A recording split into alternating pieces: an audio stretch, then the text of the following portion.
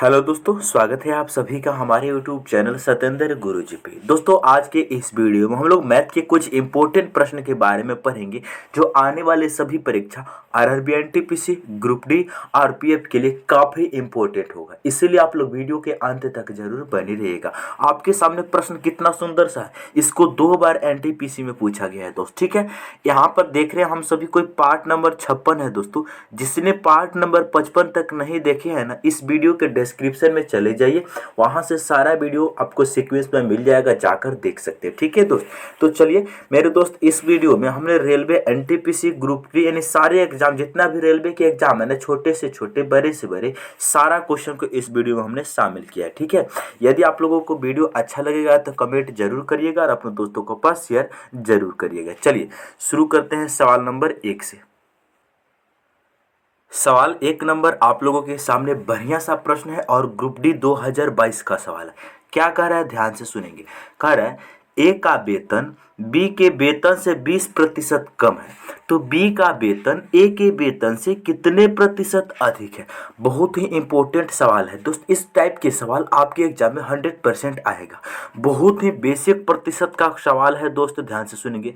Question बोल रहा है ए का वेतन बी के वेतन से 20% कम है, यानी कि ए और बी के बीच में सबसे पहले आप रेशियो देखेंगे। ठीक है, ए का वेतन यदि 100 है तो बी का वेतन बी का वेतन यदि 100 है तो ए का वेतन बी के वेतन से 20% कम है, तो ए का वेतन कितना रहा होगा, 80। 20% कम, क्योंकि 100 का 20% कितना होता है, 20 होता है। तो 100 में से 20 घटा देंगे तो बी का 80 रहा होगा। जब अनुपात में इसको काटेंगे तो 20 चौका 80, 20 25 100। हम मिटा के केवल इतना भी लिख सकते हैं, कोई दिक्कत कोई परेशानी आप बोलेंगे नहीं, हम केवल मिटा के इतना भी लिख सकते हैं। ठीक है, यदि बी का वेतन 5 है तो ए का कितना है, 4 है। आप बोलेंगे जी सर कैसे लिखे हैं, आप समझ गए होंगे। अब देखो दोस्त, क्वेश्चन बोल रहा है बी का वेतन ए के वेतन से कितने प्रतिशत अधिक है।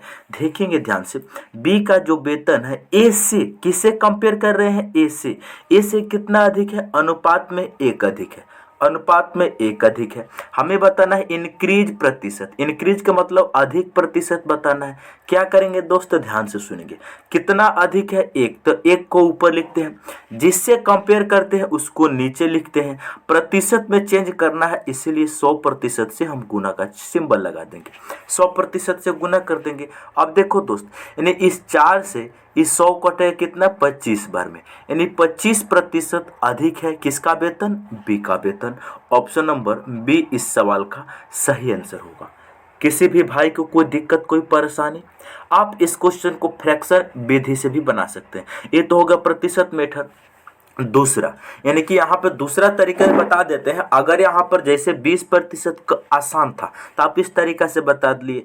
अगर यहाँ पर प्रतिशत का वैल्यू थोड़ा सा टफ हो जाता तो ऐसे तो आप नहीं बना सकते हैं, तो उसको फ्रैक्शन मेथड से बनाएंगे। कैसे, यानी ए का वेतन और बी, ए और बी का जो रेशियो है उसको हम लिख लेते हैं। 20% का फ्रैक्शन वैल्यू कितना होती है, 20% का फ्रैक्शन वैल्यू होती है 1/5। ये बात सभी कोई जानता है, ये बात तो सभी कोई जानता है। ध्यान से सुनेंगे, 20% का फ्रैक्शन वैल्यू होता है दोस्त 1/5। आप बोलेंगे कैसे, देखो 20 को हम 20 लिखेंगे, प्रतिशत है तो नीचे में 100 लिखेंगे, ऊपर कटेगा 20 से कम 20, 20 25 100, 1/5 आ गया कि नहीं। आप बोलेंगे जी सर, तो 20% का फ्रैक्शन वैल्यू 1/5 होता है। ठीक है, यानी 20% का फ्रैक्शन वैल्यू कितना होता है भाई, 1/5। अब यहाँ से आप सभी लोग देखेंगे, यदि बी का वेतन 5 था, बी के वेतन से, देखो ए का वेतन बी के वेतन से 20% कम है। यदि जो नीचे में होता है वो टोटल होता है। बी का वेतन यदि 5 था तो 5 में से 1 कम हो जाएगा ए का वेतन। 20% का मतलब 1/5। तो बी का वेतन यदि 5 था, जो नीचे में होता है वो टोटल होता है। ठीक है, बी का वेतन यदि 5 था तो उसमें से 1 घटा देंगे तो ए का वेतन 4 आ जाएगा। ठीक है। अब देखो यहाँ से अब हम लोगों से पूछा गया है बी का वेतन ए के वेतन से कितना प्रतिशत अधिक है। देखेंगे ध्यान से, बी का वेतन ए से अधिक है अनुपात में कितना, 1, जबकि हमें बताना है इंक्रीज प्रतिशत। इंक्रीज प्रतिशत का मतलब अधिक, कितना प्रतिशत अधिक है, तो जो अधिक है उसे ऊपर लिखेंगे, जिससे कंपेयर कर रहे हैं उसको बेस में लिखेंगे। कंपेयर कर रहे हैं ए से, तो ए का अनुपातिक मान 4 है तो 4 बट्टा में रहेगा। प्रतिशत में चेंज करना है तो 100% से गुना करेंगे। अब देखो दोस्त, इफ 4 से 100 कटेगा 25 बार में, तो 25% अधिक है बी का वेतन ए से। ऑप्शन नंबर बी इस सवाल का आंसर होगा। तो आप चाहे जो तरीका अच्छा लगा हो उस तरीका से आप सॉल्व कर सकते हैं। किसी भाई को कोई दुख तकलीफ, आप बोलेंगे नहीं कोई दुख तकलीफ नहीं। समझ में आ गया? तो मेरे दोस्त अगर आपको समझ में आ गया है तो यहाँ पर जो भी हम क्वेश्चन कराएंगे मोस्ट इम्पोर्टेंट होगा। यदि आपको समझ में अच्छे से आता है ना दोस्तों, अपने दोस्तों के पास शेयर वीडियो को जरूर करेंगे। ठीक है दोस्त, चलिए अगला सवाल। अगला सवाल है 4200 के गुणनखंडों की संख्या बताना है। एनटीपीसी 2021 का सवाल है। गुणनखंड का मतलब क्या होता है दोस्त? जैसे यहाँ पर हम आपसे पूछ लें कि 12 के सभी गुणनखंड की संख्या बताइए, तो गुणनखंड का मतलब होता है दोस्त 12 जिस जिस नंबर से कटता है वो सभी का सभी गुणनखंड होता है। एग्जाम्पल के तौर पर एक तो 12 को काटेगा 1 हो जाएगा, अगला 2 से भी 12 कटता है, अगला 3 से भी 12 कटता है, अगला नंबर 4 से भी 12 कटता है, अगला 6 से कटता है, अगला 1 के बाद 12 से कटता है। इसका मतलब कितना हो गया? 1 2 3 4 5 6, 6 नंबर से 12 कट जाता है। तो 12 का गुणनखंड कितना हो गया? 6। 1 2 3 4 5, 4 के बाद 6 12, यानी जिस जिस नंबर से 12 कटता है उसी को 12 का गुणनखंड बोला जाता है। बेसिक तरीका होगा। इसी प्रकार 4200 के गुणनखंड की संख्या बताना है। यहाँ तो 12 नंबर आसान था तो आपने लिख कर बता दिया। अगर इसके स्थान पे कोई 12 नंबर हो जाता तो आप इस तरह तो नहीं बता सकते थे। इसी के लिए हम डायरेक्ट आपको शॉर्ट ट्रिक बताएंगे। आपको करना कुछ नहीं है, सबसे पहले इसको अभाज्य गुणनखंड के रूप में तोड़ना है। ठीक है, यानी कि यहाँ पर क्या दिया है भाई? 4200 दिया है। ठीक है, तो इस 4200 को सबसे पहले हम 2 से काटाएंगे। 2 से काटाएंगे कितने बार में? 2 दूनी 4, 2 एकम 2, डबल 0। फिर से 2 से लगाएंगे तो कितने बार में जाएगा?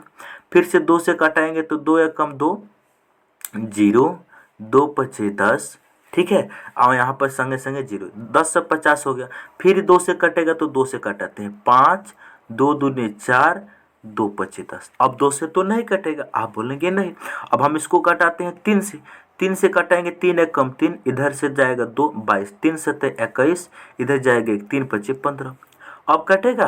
3 से भी अब नहीं कटेगा लग रहा है, 3 से भी नहीं कटेगा।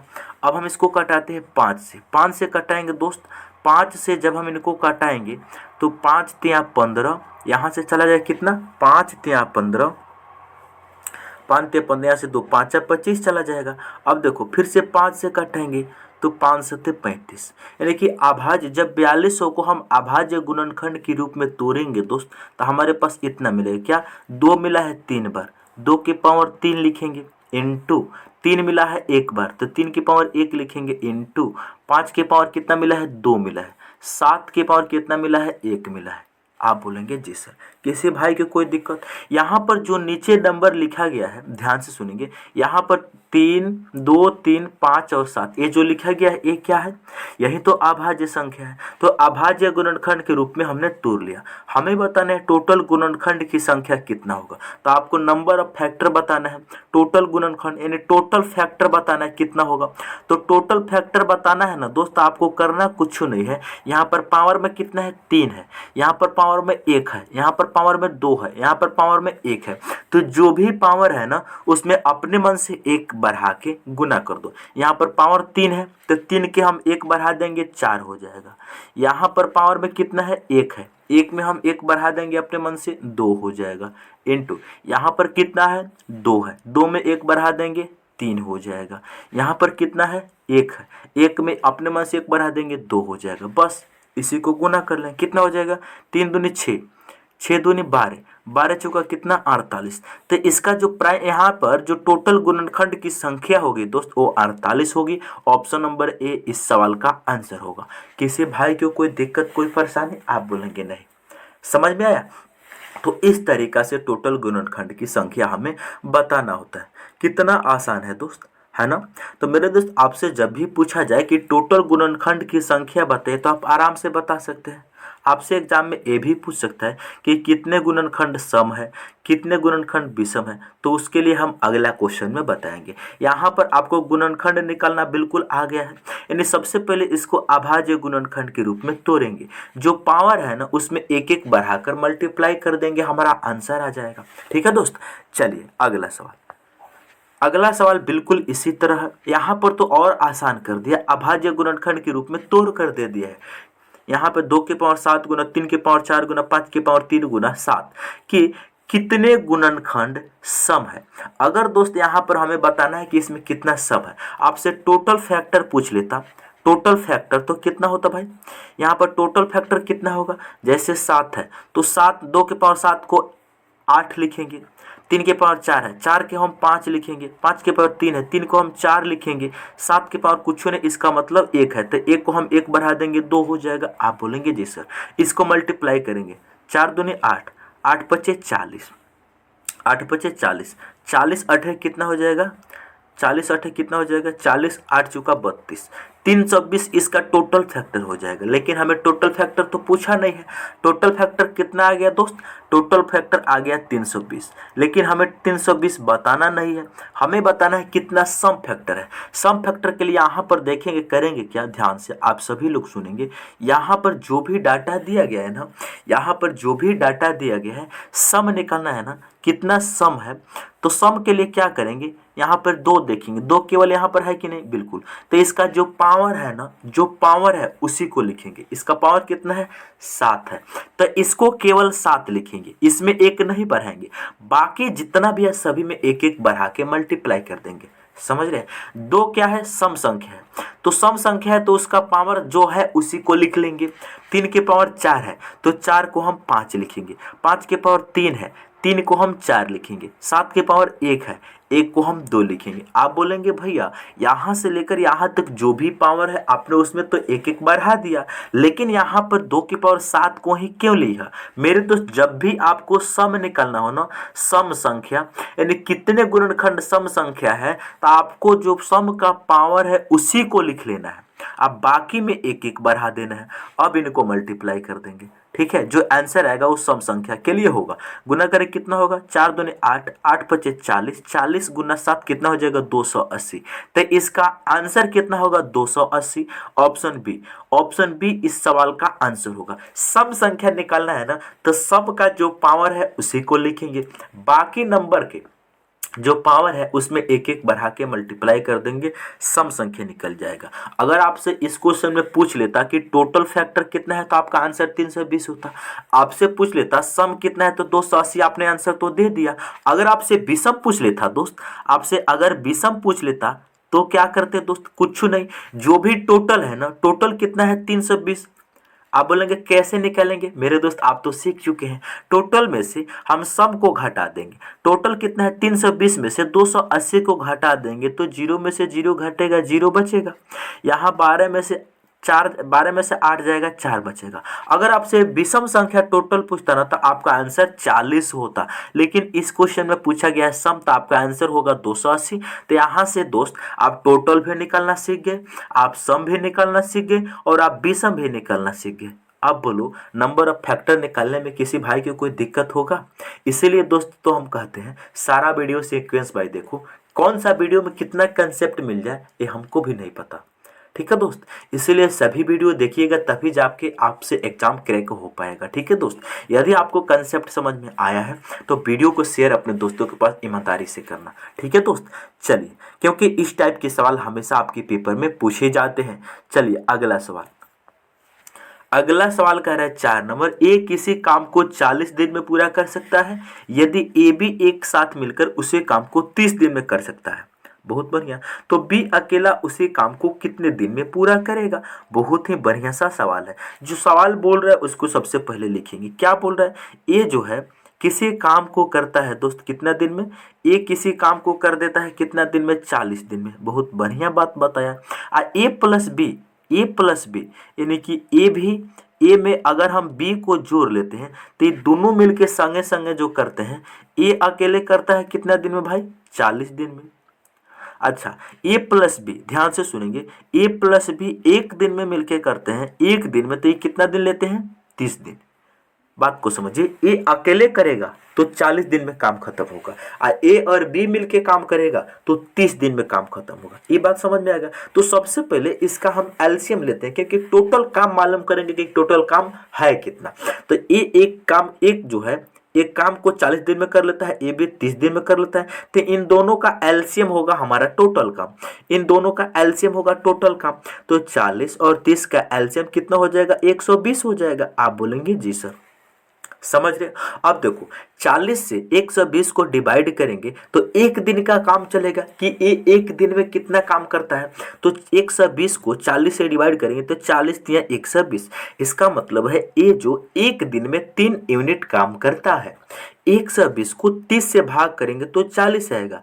इस हिसाब से मालूम चला कि एक दिन में ये जो है 3 यूनिट काम करता है, एक दिन में ए और बी मिलकर 4 यूनिट काम करता है। हम बताएंगे यहाँ से, अगर आपसे पूछ लिया जाए कि बी अकेला एक दिन में कितना यूनिट काम करता है तो आप यहाँ से नहीं निकाल सकते हैं। ए बी का वैल्यू देखो, ए प्लस बी एक दिन में कितना यूनिट काम करता है, 4। ए अकेले 3 कर देता है, तो बी निकालने के लिए क्या करना होगा, यहाँ 3 है इधर 4 है, तो 3 जाके घटेगा तो 4 में से 3 जाएगा तो कितना बचेगा, 1। यानी कि इस हिसाब से आप कह सकते हैं कि बी अकेले अगर काम को करेगा तो एक दिन में केवल 1 यूनिट ही काम कर पाएगा। ये बोलेंगे आप जी सर, कैसे, क्योंकि ए बी का वैल्यू 4 है, ए का वैल्यू 3 है, तो 4 में से 3 घटाएंगे तो 1 हो जाएगा। तो यहाँ से बी का वैल्यू 1 आ गया। इसका मतलब ये रहा कि बी एक दिन में 1 यूनिट काम करेगा। अब आपको पता ना कि बी अकेले उसी काम को कितने दिन में पूरा कर सकता है, बी अकेले उसी काम को कितना दिन में पूरा कर सकता है। टोटल वर्क कितना है, 120 है।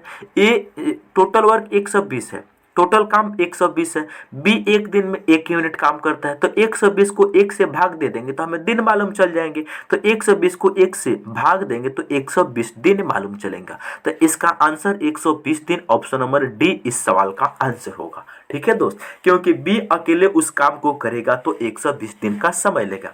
ये बताइए आपको समझ में आया? आप बोलेंगे जी सर। बिल्कुल इसी तरह से मेरे दोस्त हर चैप्टर से हम वीडियो में प्रश्न को लाते हैं। ठीक है, तो मेरे दोस्त आपको समझ में आया है तो वीडियो को शेयर अपने दोस्तों के पास जरूर करेंगे। चलिए अगला सवाल। अगला सवाल है 5 नंबर। 5 नंबर सवाल तो रिपीट हो चुका है, कोई दिक्कत नहीं, कर लेते हैं। ए का वेतन बी के वेतन से 20% कम है तो बी का वेतन ए के वेतन से कितने प्रतिशत अधिक है। आपको करना कुछ नहीं, तो हमने आपको तो बता दिया है। ए और बी के लिए क्या करेंगे, अगर बी का वेतन 100 है तो 20% कम का मतलब 80% रह जाएगा। इसको अनुपात से काटेंगे तो 20 चौका 80, 20 25 100।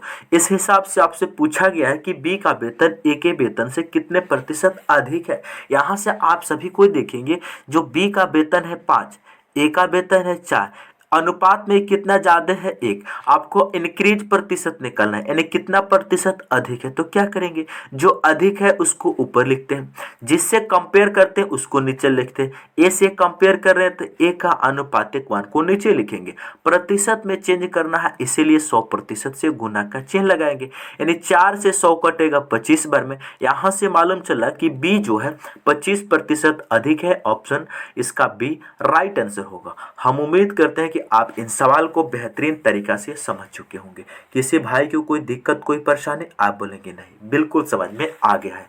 चलेंगे अगला सवाल। अगला सवाल 206 नंबर, 250 का 46% कितना होगा। यहाँ पर ग्रुप डी 2018 में इस सवाल को पूछा गया। बहुत सारे बच्चों का कहना होगा कि सर आप इतना इजी क्वेश्चन क्यों लेते हैं। मेरे दोस्त, रेलवे का एग्जाम आ रहा है, आपको अगर प्रीवियस ईयर क्वेश्चन मालूम नहीं होगा कि किस वैरायटी से पूछा जा रहा था या कैसा कैसा पेपर आता है, तो आप कैसे सॉल्व करेंगे। इजी हो या मॉडरेट हो या टफ हो, आपको करना तो पड़ेगा बिल्कुल। यानी कि 250 का 46%, 250 का मतलब होता है कुछ नहीं, गुना होता है 46%। 46 अब प्रतिशत हटाएंगे तो इसके बाटा में हम 100 लिख सकते हैं। अब देखो 1 0 से 1 0 आप काट सकते हैं। 5 से इसको काटेंगे 2 बार में, 5 से इसको काटेंगे या 5 बार में, इस 2 से इस 46 कटेगा 23 बार में। तो आपके सामने कितना बचा, 5 गुना 23 बचा। 23 गुना 5 करेंगे कितना होगा, 23 पचे 5, 5 तिया 15 के 5 हासिल कितना 1, 5 दूनी 10 और 1 11। इसका राइट आंसर ऑप्शन बी होगा। ठीक है, इस तरीका से सॉल्व करना। किसी भाई को कोई दिक्कत कोई परेशानी, आप बोलेंगे नहीं। चलिए अगला सवाल। अगला सवाल बोला है दो समरूप त्रिभुजों की संगत ऊंचाई 8 सेंटीमीटर और 11 सेंटीमीटर, उनके क्षेत्रफलों का अनुपात बताना है। आरआरबी एनटीपीसी 2021 में इन सवाल को पूछा गया था। हम आपको बता दे रहे हैं, देखो इनकी ऊंचाई, संगत ऊंचाई यानी हाइट का जो अनुपात दिया है, कितना दिया है भाई, इनकी संगत ऊंचाई 8 सेंटीमीटर और इतना सेंटीमीटर, हाइट का अनुपात कितना हो जाएगा 8 और 11 सेंटीमीटर हो जाएगा। दो समरूप, दोनों समरूप त्रिभुज है। समरूप का मतलब दोनों एक जैसा है। ठीक है, अगर एक त्रिभुज की हाइट 8 सेंटीमीटर है तो दूसरी त्रिभुज की हाइट 11 सेंटीमीटर है। हमें बताना इनके क्षेत्रफलों का अनुपात, क्षेत्रफल यानी कि एरिया, इनकी एरिया का अनुपात निकालना। तो हम आपको डायरेक्ट ट्रिक बता रहे हैं, जो भी हाइट दिया है भाई, जो भी हाइट दिया है बस उनका आप स्क्वायर कर देंगे। जो भी हाइट देंगे, हाइट दिया उनका आप स्क्वायर कर देंगे, क्योंकि एरिया का मतलब स्क्वायर होता है ना। हाइट दिया उसका स्क्वायर कर देंगे, बाजार खत्म हो जाएगा। 8 का स्क्वायर कितना हो जाएगा 64 और 11 का स्क्वायर 121। तो 64 अनुपात 121 इन सवाल का आंसर ऑप्शन ए होगा। उम्मीद है कि आप इन सवाल को बेहतरीन तरीका से समझ चुके होंगे। कुछ भी नहीं करना, कन्फ्यूज भी नहीं होना है दोस्त। जो भी हाइट का रेशियो दिया है उसका एरिया का, उसी का स्क्वायर कर देंगे, एरिया का मालूम चल जाएगा अनुपात। ठीक है भाई, अगला सवाल की ओर बढ़ा जाए। चलिए आगे सवाल कह रहे हैं, ध्यान से देखेंगे, मोस्ट इंपोर्टेंट सवाल है दोस्त। ग्रुप डी 2022 में ऐसा सवाल पूछ लिया है। देखो आप कहेंगे भैया वहां पे इतना आसान क्वेश्चन, यहाँ पे इतना टफ क्वेश्चन कैसे पूछ लिया। देखो दोस्त ध्यान से, टफ कुछ नहीं है, थोड़ा कैलकुलेटिव है, लेकिन हम थोड़ा भी कैलकुलेटिव इस क्वेश्चन को नहीं होने देंगे। यहाँ पर हम जो बात को बता रहे हैं उस बात को आप समझिएगा। यानी कि 2 मेज और 3 कुर्सी का मूल्य जो है 540 है, जबकि 2 मेज 1 कुर्सी का मूल्य 470 रुपया है। तो 5 कुर्सी का मूल्य आप लोगों को बताना है। सबसे पहले दोस्त हम जो बात को बता रहे हैं उस बात को आपको समझना है। हम आपसे बोल दे मेज, मान लेते हैं एक मेज का जो मूल्य है, एक मेज का जो मूल्य है वो मान लेते हैं एम रुपया है। एज ध्यान से सुनेंगे, एगो मेज का मूल्य जो है एम रुपया है, एगो मेज का जो मूल्य है वो मान लेते हैं एम रुपया है। तो यहाँ से 2 मेज है, तो 2 मेज का क्या करेंगे, इसमें 2 से मल्टीप्लाई करेंगे, तभी तो मालूम चलेगा कि 2 मेज का मूल्य कितना है। आप बोलेंगे जी सर 2 मेजों का मूल्य कितना आ गया, 2m आ गया।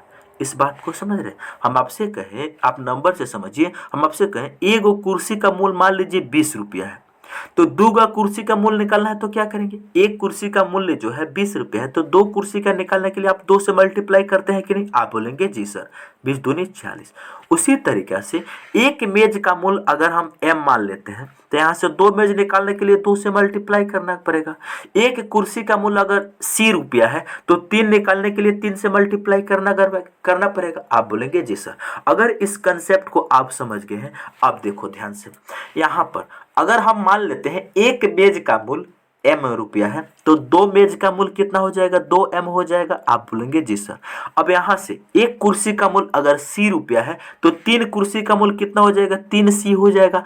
इनका मूल्य और इनका मूल्य देखेंगे, जब 2 कुर्सी और 2 मेज और 3 कुर्सी खरीद रहे हैं तो इन सभी का मूल्य कितना आ रहा है दोस्त, 540 रुपया। यानी 540 रुपया में दोस्त 2 मेज और 3 कुर्सी हम खरीद के ला रहे हैं। अगली बार क्या बोला है, 2 मेज और 1 कुर्सी, यानी 2 मेज का मूल्य हो जाएगा 2m। आप बोलेंगे जी सर। अच्छा, एक कुर्सी का मूल्य हो जाएगा 1c, इनको जोड़ रहे हैं तो कितने में हम खरीद के ला रहे हैं दोस्त, 470 रुपया में। आप बोलेंगे जी सर। तो ये हमारा समीकरण 1 बना, ये हमारा समीकरण 2 बना। अब यहाँ से कलर चेंज करके देखो, यहाँ जादू दिखा रहे हैं, यानी कलर के चेंज कर लेते हैं। अगर समीकरण 1 में से समीकरण 2 को हम घटा लें, ऊपर से नीचे को घटा लें, क्या होगा, यहाँ सभी जगह माइनस आ जाएगा कि नहीं, आप बोलेंगे जी सर माइनस आ जाएगा। तो ये 2m से 2m कट जाएगा, आप बोलेंगे जी सर 2m से 2m कट जाएगा। अब यहाँ से आपको कुर्सी का ही मूल बताना है, इसीलिए हमने मेज को काट दिया। कुर्सी का मतलब सी का वैल्यू निकालना है, तो 3c में से एगो सी घटेगा तो 2c बचेगा, आप बोलेंगे जी सर। यहाँ 540 में से 470 घटेगा तो कितना बचेगा, 70 बचेगा, आप बोलेंगे जी सर। अब देखो दोस्त, आप सभी लोग ध्यान से, ये 2 से इस 70 कटेगा 35 बार में, इसका मतलब सी का वैल्यू कितना आ गया, 35। सी का वैल्यू आ गया 35। इस हिसाब से आप कह सकते हैं कि एगो जो कुर्सी है वो 35 रुपये का आता है, सी का वैल्यू है 35, एक कुर्सी का मूल्य 35 रुपया आता है। तो आपको बताना है 5 कुर्सी यानी 5 सी का वैल्यू, 5 गुना सी का वैल्यू कितना है दोस्त, 35 है। 35 गुना 5 करेंगे कितना होगा, 5 25 के 5 हासिल कितना 2, 5 तिया 15 2 17, 175 रुपया 5 कुर्सी का मूल्य आ जाएगा, ऑप्शन नंबर सी। आप बताएंगे दोस्त बहुत लेंदी क्वेश्चन था, लेकिन हमने आपको शॉर्ट में बताया कि नहीं। अगर दोस्त आपको समझ में आ गया है तो यहाँ से वीडियो को शेयर अपने दोस्तों के पास जरूर करेंगे। बहुत ही इंपॉर्टेंट सवाल था दोस्त, हमने इसको इतना शॉर्ट में बता दिया है, इतना शॉर्ट में बता दिया है दोस्त कि आप कल्पना भी नहीं कर सकते। ठीक है दोस्त, चलिए अगला सवाल। अगला सवाल है 60 किलोमीटर प्रति घंटा की गति से चलने वाली एक रेलगाड़ी एक पोल को 9 सेकंड में पार करती है, तो ट्रेन की लंबाई कितनी है, आरबी जी का क्वेश्चन है। दोस्त आप रेलवे का एग्जाम दे रहे हो और रेलवे का क्वेश्चन भी ना आए, इम्पॉसिबल। मेरे दोस्त रेलवे के जो मैथ है ना, वो रेलवे जो चैप्टर है ना मैथ का, आप उसको 100% पूरा कंप्लीट करके जाना है, क्योंकि रेलवे के एग्जाम में रेलवे के क्वेश्चन ना आए तो बात ही नहीं बनेगा। ध्यान से आप सभी को सुनेंगे, जो बता रहा है 60 किलोमीटर प्रति घंटे की गति से चलने वाली एक रेलगाड़ी एक पोल को 9 सेकंड में पार करती है। 9 सेकंड में पार करते पोल की कुछ लंबाई होता है, आप बोलेंगे नहीं कोई लंबाई नहीं होती है, इसका मतलब ट्रेन अपनी लंबाई को पार करेगी, आप बोलेंगे जी सर। यहाँ से देखेंगे डिस्टेंस कितना है, डिस्टेंस कितना है भाई, डिस्टेंस तो होगा केवल पोल का, तो डिस्टेंस नहीं होता है, केवल ट्रेन का। ट्रेन की लंबाई नहीं दिया तो हमें ट्रेन की लंबाई को एल मान लेंगे और हमें एल का ही वैल्यू निकालना है। यहाँ से स्पीड कितना दिया है, स्पीड दिया है 9 सेकेंड, 9 सेकेंड, और नहीं स्पीड नहीं सॉरी टाइम दिया है 9 सेकेंड। ध्यान से सुनेंगे, टाइम कितना दिया है, 9 सेकेंड दिया है। अच्छा स्पीड कितना दिया है, स्पीड यानी कि चाल कितना दिया है, 60 किलोमीटर प्रति घंटा, आप बोलेंगे जी सर। अब देखो दोस्त, यहाँ से आप डिस्टेंस का फॉर्मूला लगाएंगे, डिस्टेंस बराबर होता है क्या, स्पीड इंटू टाइम से होता है। ट्रेन की लंबाई डिस्टेंस को हमने एल माना है तो एल का वैल्यू निकालना है। स्पीड कितना है, 60 है, 60 किलोमीटर प्रति घंटा में है, तो इसको मीटर प्रति सेकंड में चेंज करने के लिए हम 5/18 से गुना करेंगे, आप बोलेंगे जी सर। यहाँ से 9 तो टाइम देवे किया है, 9 सेकंड में दिया है, कोई दिक्कत कोई परेशानी नहीं।